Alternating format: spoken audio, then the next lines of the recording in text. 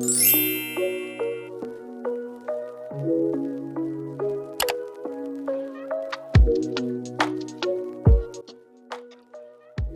my friends, welcome back to my channel. My name is Tori if you're new, and I am so happy that you're here.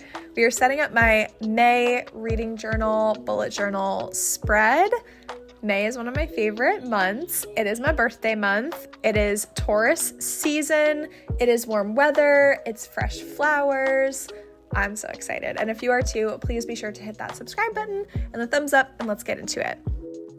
As a reminder, or if you're new to my channel, I use an Archer & Olive A5 sized white paper dot grid journal, and I love it so much. I do have a code with Archer & Olive. It is Tori Pages 10, and you can get 10% off any purchase with Archer & Olive. I do have my code and the link in the description box below. For May, I decided to go back to a full-on kind of calendar page spread as my title page. There's a lot of really exciting content coming out in May that I absolutely cannot wait for. And I'm a very visual person, so especially months where I have more going on, I just like that full-on calendar to write out my YouTube videos, anything that I have to do for Instagram. And then I also have started putting in some of my life stuff into my reading journal as well, just because I think it's so cute and it's another excuse to use it a little bit more. So I changed my orientation for the spread so that I could fit my full-on calendar and not be squeezed for space, because I do use a bit of a smaller sized journal in general. But I was really inspired by this Instagram account. It's called Paper Shire, and I forget, it was a reel that she posted recently, or they posted recently, and she just switched the orientation of her bullet journal, and I was like, honestly, go off queen. I need to do that again. I've done it in the past. It just really inspired me. So this theme for May is just kind of like flower child, sun child, almost a little bit summery, but very nature inspired. I realized that I haven't drawn flowers in a really long time, and I miss drawing flowers. Flowers are one of my favorite things to draw because they're just so fluid, and like the imperfections make them even more realistic and perfect. So I love drawing flowers. I did return to obviously more of a drawing style for this spread as well, whereas my past couple spreads have been more scrapbooky, printing out inspo pics and stuff like that. So this was very hand-drawn, which I'm really excited about because I love drawing, and I feel like I'm getting back to being in love with drawing again. So at the top for the calendar, I just added those little flowers to kind of add some drawn element to that part of this page. And then I'm doing a little sun girly down at the bottom. If you've watched any of my other bullet journal videos, you might have noticed that I shy away from drawing faces often. Faces really scare me because if you get them like slightly off, if it's a little bit off center or not symmetrical, whatever it is, the whole face looks weird. But I did a face on our little sun girly, and I'm very pleasantly surprised with how it came out. Then I just do a couple clouds behind her to add some depth to the piece. I also ended up doing not a full-on Dutch door type spread, but sort of a Dutch door type spread for this cover page because I just missed it. I'm trying to return to some of the old things that I used to do that I really, really loved. So we mixed it up for May.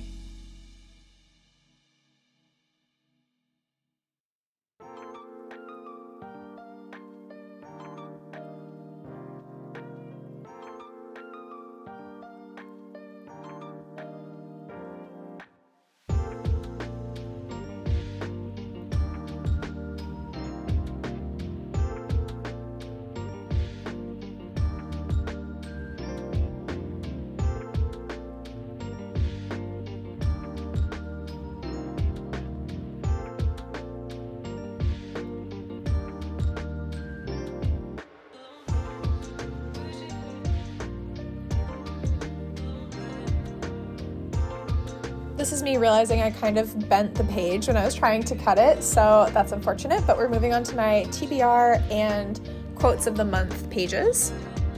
Please let me know in the comments down below what are some books that you're super excited to get to in May. If there's any new releases that you're super excited for in May, please leave those down below as well. I'm a bit undecided right now on the mood and the reading vibes going into May. Probably because I've been in a reading slump of sorts. It's not my motivation to read that's lacking. I actually really want to read. I've been in a super good reading mood lately, but all of the books that I've been reading have been so mid. I'm in like a 3-star slump. None of the books that I've been reading have been above 3 stars, and I need something that's really gonna knock me off my feet. But I will say, while I'm filming this video, I'm currently reading Half a Soul by Olivia Atwater. It's kind of a cozy fantasy romance that takes place in Regency era. The dialogue is perfection. It's so good. The banter is really good between our main characters. There's kind of like almost a love triangle setup going on so far, but don't quote me on that because I'm only like 100 pages into the book. Fingers crossed this book is above a 3-star for me. It's feeling so far with how much I'm into it and captivated by it and really into the characters. It's feeling like a 4-star, but fingers crossed for me that I get to read a 5-star book soon. I need one. It's been a while since I've given a 5-star.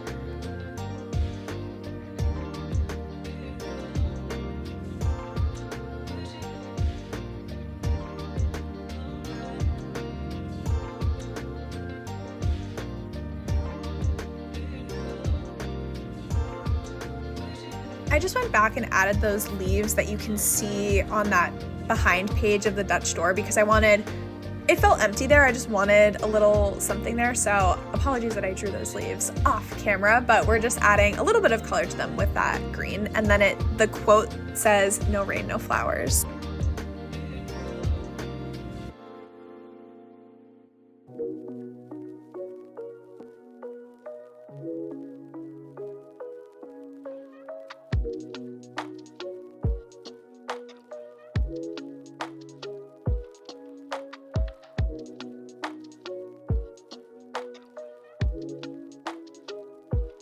I'm just making some cute little boxes for my favorite quotes of the month page. If you're new to my channel, I love doing a favorite quotes page in my reading journal because there's some quotes that just hit different, and I do annotate my books, but I love flipping back through my bullet journal through the year, 6 months at the end of the year, looking back at my reading year and reading these quotes that when I read them the first time just really, really were very impactful for me.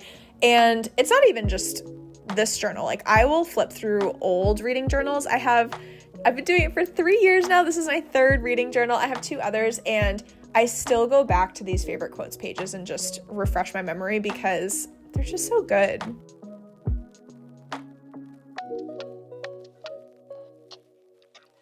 We're on to my last 2 spreads. So both of these spreads will be for my favorite book of May. On the left side, I just have a place where I can pop in the cover of my favorite book of May, write the title, author, star rating, and then on the right side is going to be where I write all of my thoughts and maybe a quote that really stood out to me and all of that fun stuff.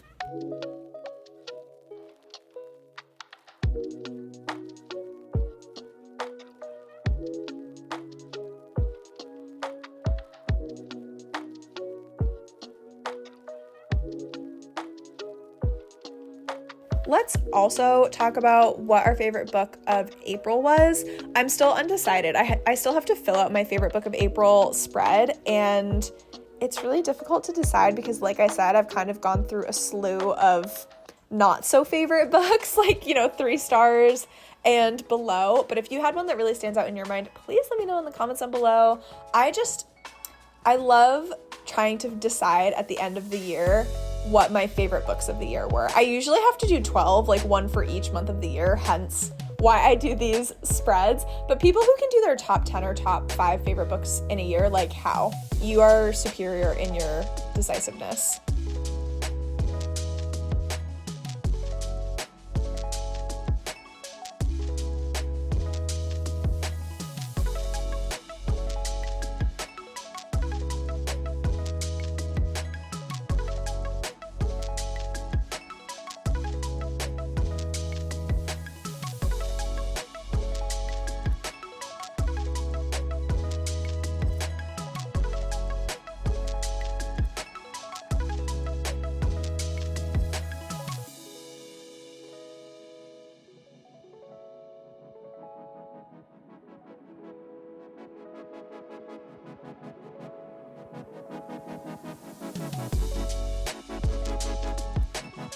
as I do with all of my spreads, the last step is to go through and add hearts and sparkles and all of that fun stuff. But this is it, my friends. This is the final flip through. I hope that you enjoyed this video. If you did, please be sure to give it a big thumbs up. Subscribe to my channel if you want to see more. I post every Sunday and Thursday. I do book content and then I do bullet journal content as well. And I can't wait to see you in my next video. Bye!